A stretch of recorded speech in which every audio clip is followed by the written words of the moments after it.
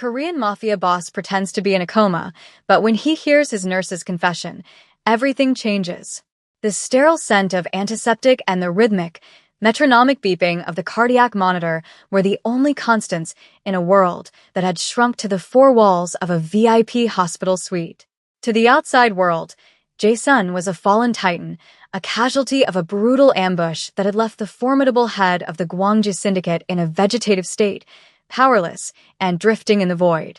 But the truth was far more calculated. His mind was a razor in the dark, sharp and waiting.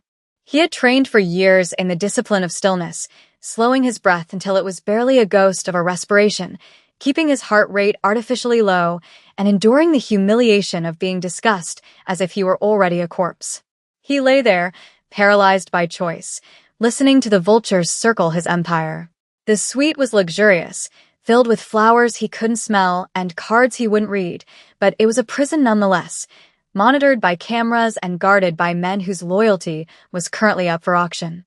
The door clicked open, the heavy sound of expensive Oxfords hitting the linoleum floor signaling the arrival of the very men he had once called brothers.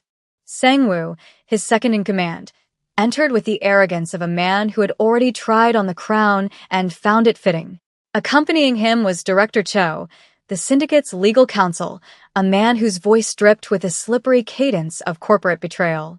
Jae-sun kept his eyes closed, his chest rising and falling in the shallow, practiced rhythm of the comatose. He could feel their presence looming over the bed, the heat of their ambition radiating in the cool air. They spoke freely, stripped of the coded language they used in public, confident that the man in the bed was nothing more than a husk. Sang-woo laughed, a sound that lacked all mirth, noting how easy the transition had been, how the lower captains had fallen in line once they believed Jae-sun was brain dead. They discussed the timeline for the final acquisition, a restructuring of the organization's legitimate shipping fronts that would wash away Jae-sun's legacy and replace it with a hollow, profit-driven shell. The vote was scheduled for the end of the week, a mere formality that required only the official declaration of Jae-sun's permanent incapacity. Every word they spoke was a dagger, but Jae-sun did not flinch. He merely filed the information away, building a mental dossier of treason that he would execute with extreme prejudice when the moment was right. The atmosphere in the room shifted when the evening shift began, the heavy, oppressive energy of the conspirators replaced by a different kind of presence. The door opened again, softly this time, accompanied by the squeak of rubber-soled shoes. It was the night nurse, Keisha. She was a 24-year-old African-American woman who moved with a quiet, efficient grace that Jae-sun had come to recognize over the last 3 weeks. She wore light blue scrubs that rustled softly as she checked the monitors and adjusted the fore-drip with a gentleness that was entirely foreign to the violent world Jae-sun inhabited. Unlike the other staff, who treated him like a piece of broken furniture or an inconvenient workload, Keisha spoke to him. She narrated her actions, explaining that she was changing his fluids or adjusting his pillows, maintaining his dignity even when he could not demand it himself. Jae-sun had observed her through the narrowest slits of his eyelids when the room was dim, noting the exhaustion in her posture and the determined set of her jaw. She was not part of the game. She was a civilian, an innocent bystander in a war zone she didn't know existed. On this particular night, however, the routine was different. Keisha did not just check the charts. She lingered by the bedside, her hand resting lightly on the railing near his arm. The room was silent save for the machines, and when she spoke, her voice was a trembling whisper, thick with fear and a heavy moral burden. She leaned in close, checking the door to ensure they were alone. "I know you can't hear me," Keisha whispered, her voice cracking slightly. "But I have to say it out loud, or I'm going to lose my mind. I know what they're doing to you." Jae-sun's internal focus sharpened instantly. This was the confession. "I saw the new orders Director Cho filed," she continued, her words tumbling out in a rush of anxiety. "They changed your medication schedule. The dosage they want me to give you tomorrow. It's not for recovery. It's a sedative overdose masked as a therapeutic adjustment. They aren't waiting for you to die natural, sir. They're going to stop your heart on Friday morning before the board meeting." She paused, a stifled sob escaping her throat. "And I don't know who to tell because the head doctor signed off on it. If I speak up, I lose my license, maybe worse. But letting them kill you, I can't have that on my soul. The revelation hit Jae-sun with the force of a physical blow. The timeline had accelerated. Friday morning was the execution date. He had assumed they would let him rot, but Sang-woo was impatient and Cho was thorough. They were going to medically assassinate him to ensure the transfer of power was seamless. But amidst the sudden surge of adrenaline, Jae-sun realized something vital. Keisha was not just a witness. She was a variable the conspirators had failed to account for. She possessed a conscience in a building void of one. Her confession wasn't just an unburdening, it was an opportunity. He realized that his strategy of passive observation was no longer viable. If he remained the silent statue, he would be dead in 48 hours. He needed an operator on the outside, someone who could move through the hospital corridors invisible and unsuspected. He needed Keisha. The risk was immense. If she panicked, if she screamed, the guards outside the door would rush in, and his advantage would be lost. But as she leaned over to adjust his blanket, her face inches from his, he knew he had no choice. He had to break his silence. The next morning brought a fresh wave of indignity and danger. The sun had barely crested the skyline when the entourage returned, this time bringing the institutional enabler, Dr. Reeves.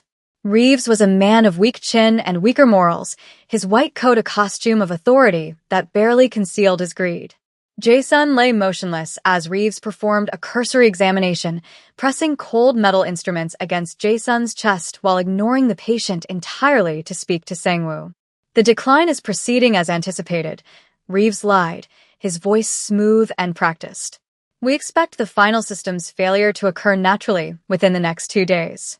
The paperwork is already prepared for the coroner, Sang-woo nodded, looking at Jae-sun's face with a mixture of contempt and satisfaction.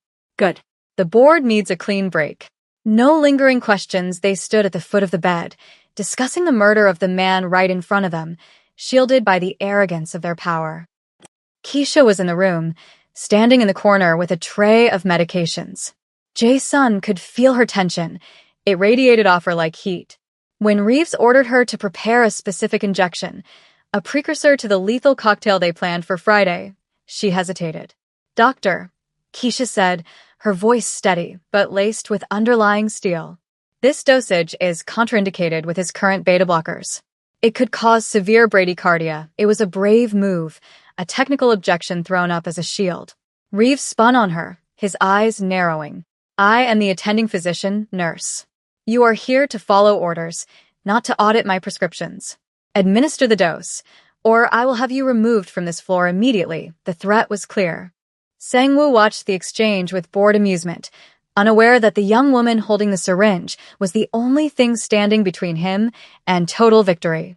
Keisha lowered her eyes, appearing to submit, but Jae-sun noticed her sleight of hand. As she approached the 4-line, she manipulated the stopcock. She injected the fluid, but she had closed the valve to his vein. The medicine pooled harmlessly in the tube, blocked from entering his system. She had saved him, right in front of their eyes. That night, the hospital settled into the eerie quiet of the third shift. The guards outside were lax, lulled into complacency by weeks of inactivity. Inside the room, the lights were dimmed to a low amber glow. Keisha was checking the vitals monitor, her back to the bed, her shoulders slumped with the weight of the day's deception. She was trapped, complicit in a murder she was desperately trying to stall, terrified that her small act of rebellion with the 4-line would be discovered. She jumped when she heard the sound, not a machine beep, but the friction of sheets moving. She turned around, her eyes widening in shock. Jae-sun had turned his head. His eyes were open, dark and lucid, locking onto hers with an intensity that froze the scream in her throat. Do not make a sound, Jae-sun said. His voice was raspy from disuse, scraping like gravel, but it commanded absolute authority. Keisha gasped, her hand flying to her mouth, stumbling back until she hit the wall. You're awake, she whispered, her eyes darting to the door. You've been awake. Jae-sun slowly raised a finger to his lips, signaling for silence. I heard you last night, Keisha, he said, using her name with deliberate familiarity. I heard your confession, and I saw what you did with the 4 today. You saved my life. He pushed himself up slightly, the muscles trembling but obeying his command. They plan to kill me on Friday. You know this. And I know that you are the only person in this building who hasn't been bought. Keisha was shaking, tears welling in her eyes. I don't know what to do. They're powerful men. If they know you're awake, they'll kill us both right now. That is exactly why they cannot know, Jason replied, his gaze unwavering. Not yet. I need your help, Keisha. I cannot move freely, but you can. You are the invisible woman. They see a nurse. They see furniture. They don't see a threat. He beckoned her closer. She hesitated, terrified, but the moral clarity that had compelled her to confess the night before pulled her toward him. She approached the bed, her heart hammering against her ribs. What do you want me to do? She asked. Jason's expression hardened into the look of a general surveying a battlefield. I need eyes and ears. I need proof. Director Cho carries a tablet. He records everything for leverage. Sangwoo uses a burner phone for the off-book orders. I need you to be my spy. It was an impossible request, asking a 24-year-old nurse to infiltrate a mafia conspiracy, but as she looked at the man who had fought his way back from the brink of death, she realized there was no neutral ground left. She nodded slowly. The alliance was formed. The following day, the atmosphere in the VIP suite transformed from a waiting room for death into a covert operations center. The transformation was invisible to the naked eye. To anyone watching on the security feed, it looked like standard patient care. Keisha moved with her usual efficiency, but every action now had a dual purpose. When she changed the bedding, she whispered updates on the guard rotations. When she checked the IVs, she received instructions on what specific phrases to listen for. Jae-sun, though still physically weak, was mentally accelerating, guiding her through the treacherous waters of corporate espionage. He taught her how to look without turning her head, how to leave a recording app running on her phone while it sat innocuously on a medication cart. The first test of their partnership came just hours later.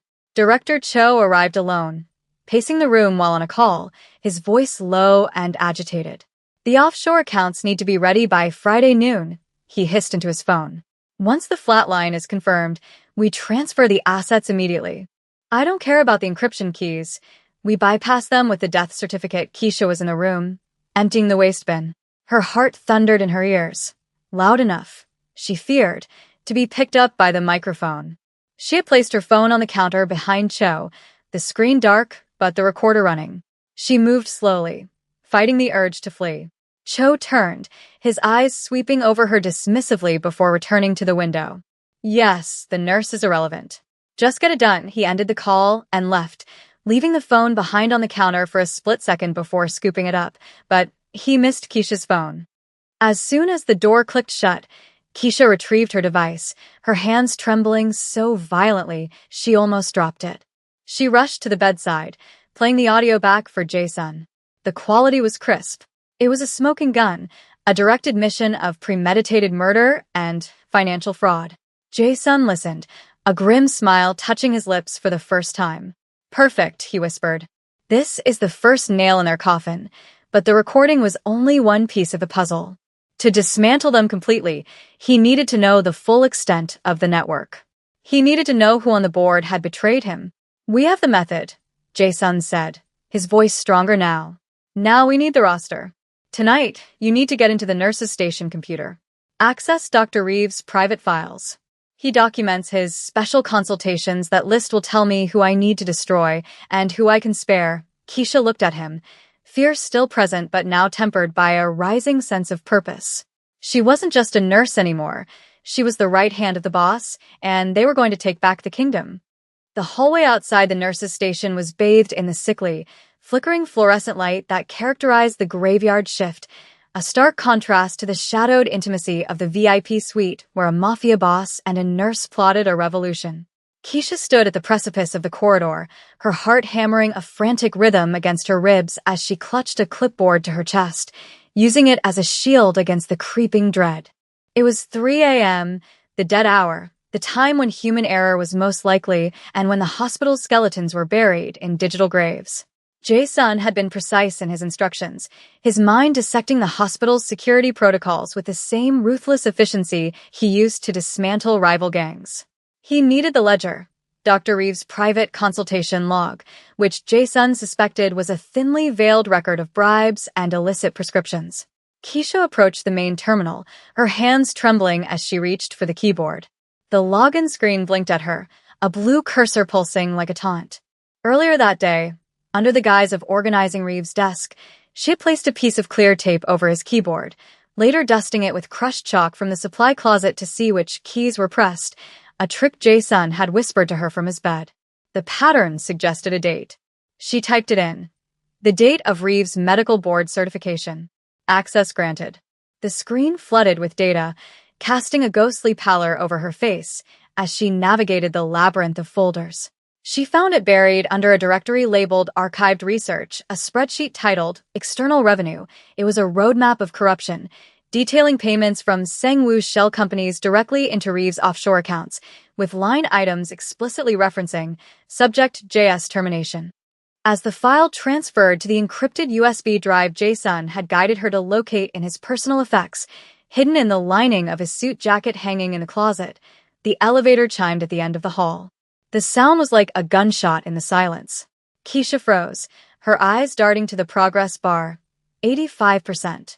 Footsteps echoed, heavy and deliberate, not the squeak of nursing shoes, but the thud of security boots. It was the private contractor hired by Sengwoo to monitor the floor. Keisha couldn't run. That would imply guilt.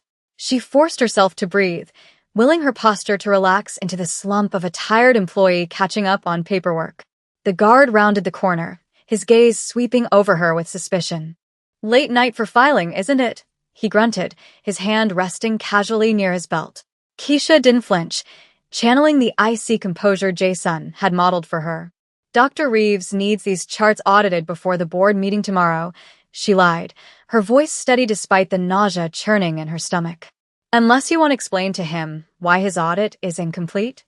The guard hesitated, the mention of Reeves and his notorious temper, enough to make him back down. He grunted an affirmation and continued his patrol. The drive flashed, complete. She yanked it free, slid it into her pocket, and walked away with the casual pace of someone who had nothing to hide while carrying the evidence that would topple an empire. Thursday dissolved into Friday with an agonizing slowness, the hours ticking down toward the execution scheduled for 9 a.m. The atmosphere in the suite was suffocating, a pressure cooker of unspoken tension. To the outside world, Jason was fading. His monitors were calibrated to show a gradual decline in vital signs, a digital deception orchestrated by Keisha's manipulation of the sensor leads. But inside the bed, Jason was coiled like a viper. He had spent the last 24 hours mentally rehearsing every variable, consuming the data Keisha had stolen. The scope of the betrayal was wider than he had anticipated. It wasn't just a coup, it was a liquidation.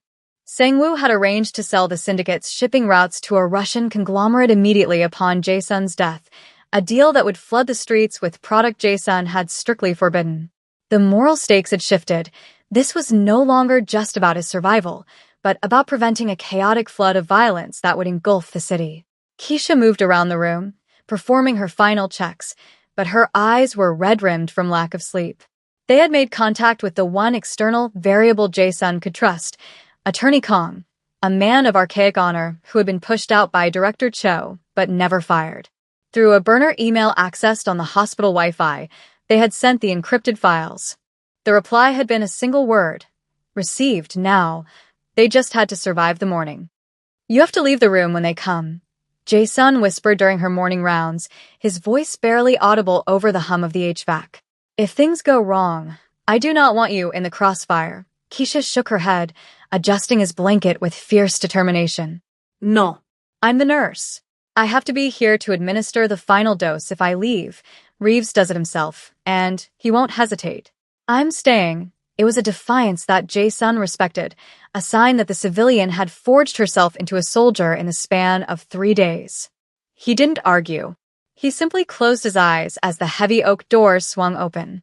The air in the room changed instantly, soured by the arrival of Sengwoo, Director Cho, and Dr. Reeves. They wore dark suits, dressed for a funeral they were eager to attend. There was no pretense of sorrow today, only the impatient energy of men checking a box on a to-do list. Time of death will be recorded as 9:15 a.m., Reeves stated clinically, opening a silver case on the rolling table. He withdrew a syringe filled with a clear, viscous liquid, potassium chloride, enough to stop a heart instantly. Heart failure secondary to trauma complications. Clean. Simple, Sang-woo stood at the foot of the bed, staring at the man who had been his mentor, his face devoid of anything but greed. Do it, Sang-woo commanded. The buyers are waiting. The moment stretched, elastic and terrifying. Dr. Reeves stepped forward, the needle glinting under the harsh overhead lights. Keisha stood by the monitor, her hands clasped so tightly her knuckles were white, waiting for the signal. Reeves swabbed the injection port on the foreline, the smell of alcohol sharp and stinging. Goodbye, boss, Sang-woo muttered, checking his watch. As Reeves' thumb depressed the plunger, ready to push the lethal dose into the line, the rhythm of the heart monitor did not slow. It accelerated. A steady, powerful thumping filled the room, faster and stronger than a dying man's heart should ever be. Reeves paused, confused, looking up at the screen. In that split second of hesitation, the hand that had lain motionless for weeks shot up. Jae-sun's fingers clamped around Reeves' wrist with the crushing force of a hydraulic press. The doctor yelped, dropping the syringe, which clattered loudly onto the linoleum. The room froze. Sang-woo took a step back, his face draining of color. Jae-sun slowly opened his eyes, and the fog of the coma was gone, replaced by a burning, terrifying clarity. He sat up, the movement fluid and controlled, ignoring the wires that pulled at his chest. He didn't look at the doctor wincing in his grip. His eyes were locked on his second-in-command. You are always impatient, Sang-woo, Jae-sun said, his voice rough but booming, filling the silence with command. And you, Cho, were always sloppy. The shock in the room was palpable, a physical force that pinned the conspirators to the floor. He's awake, Cho stammered, backing toward the door. Guard. Get the guard. But the door didn't open for his mercenaries. It opened for Attorney Kong, flanked by 4 officers from the Internal Investigations Unit and the Chief of Police himself. The tableau was complete. Jae-sun released Reeves, shoving him backward into the medical cart with a crash. There is no need for guards, Jae-sun continued, swinging his legs over the side of the bed. The police have the recording of you ordering my murder, Cho. And they have the bank records you thought were secure. He pointed to Keisha, who stepped forward, no longer the terrified nurse, but the witness for the prosecution. She handed a tablet to the chief of police, who tapped the screen. Ko's voice, clear and undeniable, filled the room from the recording days prior. Once the flat line is confirmed, we transfer the assets immediately. The color drained from Sang-woo's face as he realized the depth of the trap. He wasn't watching a man die, he was watching his own life end. The unraveling was swift and brutal, not in violence, but in the cold machinery of justice. There was no shootout, no desperate struggle. Jae-sun had ensured that their power was stripped before they could reach for a weapon. The officers moved in, cuffing Dr. Reeves first, who began to weep and babble about being coerced. Director Cho maintained a stony silence, the lawyer in him already calculating odds that no longer existed. But it was the interaction between Jae-sun and Sang-woo that held the room's oxygen. The betrayed mentor stood before the usurper, looking down at him with a disappointment that cut deeper than any knife. You wanted the crown, Jae-sun said quietly, but you didn't want the weight. You thought leadership was about profit. It is about people. Sang-woo looked at the floor, unable to meet the gaze of the man he had tried to kill. It was just business, he whispered, a pathetic epitaph for his ambition. No, Jae-sun corrected him, glancing at Keisha, who stood tall by the window. It was a test. And you failed. As they were led away, the hospital room felt suddenly spacious, the oppressive air of conspiracy vented out, leaving only the sterile, clean scent of a new beginning. Jae-sun turned to Keisha. He didn't offer a handshake. He offered a bow, deep and respectful, acknowledging that the hierarchy had been irrelevant in the face of her courage. You saved more than my life today, he told her. You saved the soul of this organization. 6 months later, the skyline of the city gleamed under a bright autumn sun, a visual echo of the clarity that had been restored to the Gwangju Syndicate. The organization had been purged, the criminal elements excised, and the legitimate shipping logistics expanded into a transparent, lawful enterprise. Jason sat in his office, not a shadowy den of smoke and whispers, but a glass-walled room overlooking the harbor. He looked different, older, perhaps, with silver threading his hair, but lighter. He signed the final papers for the Keisha Williams Medical Scholarship Foundation, a massive endowment designed to fund nursing and medical degrees for underprivileged students. Across the city, Keisha walked out of the medical school admissions office, a letter of acceptance in her hand. She wasn't just a survivor of the incident, she was its greatest victory. She stopped to check her phone, seeing a news notification. Syndicate reforms lead to record low crime rates. She smiled, knowing the truth behind the headline. She met Jason one last time at a quiet park by the river. It was a meeting of equals. They didn't speak of the fear or the syringe or the dark nights in the hospital room. They spoke of the future. "You have a long road ahead, Doctor," Jason said, using the title she had not yet earned but surely would. "And you have a lot of cleaning up left to do," she replied, gesturing to the city. "The network Cho used," she added, her tone turning serious. The money didn't stop with him. "I saw the last page of the ledger before I gave it to the police. There were transfers to a consortium in Zurich." Cho was just a middleman. Jason nodded, his expression darkening slightly, the warrior re-emerging behind the CEO's mask. "I know. We cut off the head of the snake, but the body is still moving in the tall grass. That is a battle for tomorrow." He looked at her, his eyes filled with a gratitude that words could not capture. "But today," he said, "we enjoy the peace we bought." As Keisha walked away into the sunlight, and Jason turned back toward the city that was both his kingdom and his burden, the camera lingered on the space between them, a bond forged in silence, proving that even in the darkest corridors of power, the truth has a sound of its own.